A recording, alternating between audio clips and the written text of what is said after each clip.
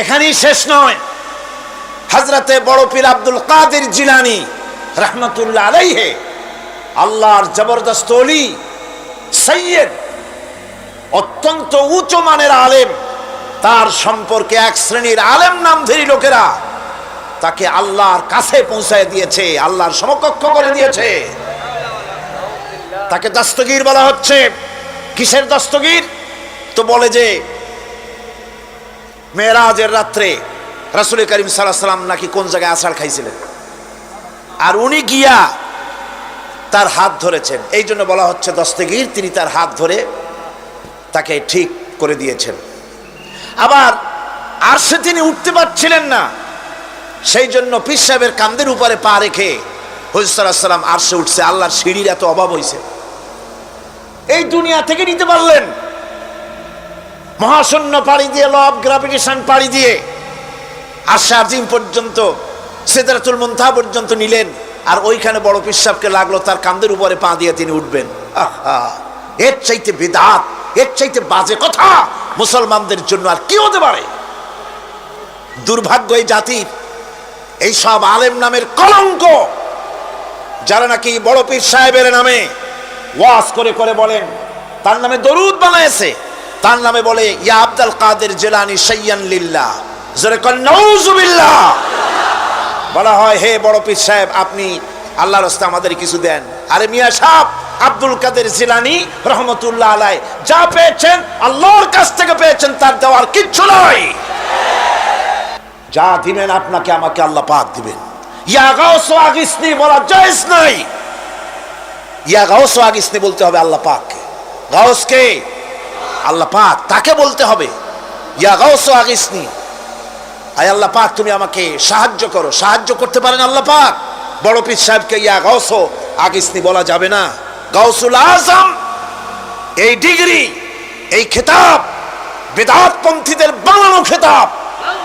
গাউসুল আজম কোন মানুষ হতে পারে না, পারে না, পারে না। গাউসে আজম, গাউসে আজম শুধুমাত্র আল্লাহ রাব্বুল আলামিন। গাউসে আজম কে? আল্লাহ রাব্বুল আলামিন, যিনি মানুষের ফরিয়াদ শোনেন, যিনি মানুষের ফরিয়াদ শোনেন, তিনি হচ্ছেন আল্লাহ পাক।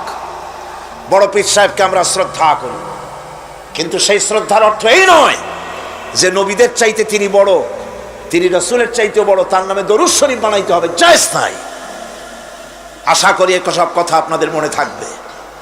কি সব কথা তার জীবনী বানায়েছে। তার মধ্যে লিখেছেন বড় পীর সাহেবের মা যখন, বড় পীর সাহেব মায়ের পেটে ছিলেন, তখন এক ফকির তার বাড়িতে আসছে। ফকিরকে তিনি ভিক্ষা দিতে বেরিয়েছেন। মা ওই সময় ভিক্ষুক বড় পীর সাহেবের মায়ের উপরে হাত দিতে গিয়েছিল। তখন পীর সাহেব মায়ের পেটের থেকে বাঘের মতো বেরিয়ে সেই ফকিরকে ঘাড় মটকায় দিল। বাজে কথা। কোন ফকির বড় পীর সাহেবের মায়ের গায়ে হাত দেয় নাই, বাজে কথা। তারপরে তিনি মরা মানুষ জিন্দা করেছেন, খড়ম পাঠাইয়া কারে পিটাইছে, বদনা মারছে, আর এক বাড়ি যাইয়া সেই বদনা দিয়ে পিটাইয়া মাথা ফাটাই দিছে, বাজে কথা। মরা মানুষ জিন্দা করেছেন। সুতরাং এই সমস্ত বাজে কথা কান দেওয়ার কোনো কারণ নাই। ওলিউল্লাহদের কেরামত হক, সন্দেহ নাই, কিন্তু সেই কেরামত মুজিজাকে পার হতে পারবে না। কোন মুজিজা আল্লাহর কুদরতকে পার করতে পারবে না। সেই জন্য আমি কথাটা ক্লিয়ার করে দিতে চাই, নফল সুন্নতের উপরে যেতে পারবে না, সুন্নত ওয়াজিবের উপরে যেতে পারবে না, ওয়াজিব ফরজের উপরে যেতে পারবে না, ঠিক কিনা? আলেম ওলামা এর মর্যাদা, পীর আলেম ওলামাদের মর্যাদা হচ্ছে তাদের মর্যাদায় তারা আছেন। এদের মর্যাদা যত বড় পীর হোক, যত বড় আলেম হোক, সাহাবীদের সমকক্ষ হতে পারবে না, পারবে না, পারবে না। সাহাবায়ে কেরামদের, সাহাবায়ে কেরাম রিদওয়ানুল্লাহ তাআলা আলাইহিম আজমাইন, গোটা পৃথিবী কান খুলে শুনুন, গোটা পৃথিবীর সমস্ত আলেম, সমস্ত পীর, সমস্ত বুজুর্গ সব যদি এক করা হয়, একজন সাহাবীর জুতার তলা ধুলাও হবে না। যাদের উপরে আল্লাহ সন্তুষ্ট, আর আল্লাহ যাদের উপরে সন্তুষ্ট, তারাই হচ্ছেন সাহাবায়ে কেরাম রিদওয়ানুল্লাহ তাআলা আলাইহিম আজমাইন। সুতরাং ওলামা দ্বারা, ওলামা পীর বুজুর্গ সাহাবীদের সমান নয়, সাহাবীরা কোনোদিন নবীর সমান নয়, আর নবীরা কোনোদিন আল্লাহর মর্যাদার সমকক্ষ নয়। কথা ক্লিয়ার হয়েছে? সুতরাং আজ আমাদেরকে বুঝতে হবে ওয়াইয়াকা নাস্তাইন, ইয়াকা নাবুদু, তোমার ইবাদত করি, ওয়াইয়াকা নাস্তাইন, কেবল তোমার কাছেই সাহায্য চাই। খতমে গাউসিয়া বানাইছে, কোথায় পেয়েছেন? আমরা ওই ধরনের বুজুর্গদের কথা মানি না, যা কোরআনে নাই, যা হাদিসে নাই, নতুন করে যা তৈরি হয়েছে মানি না।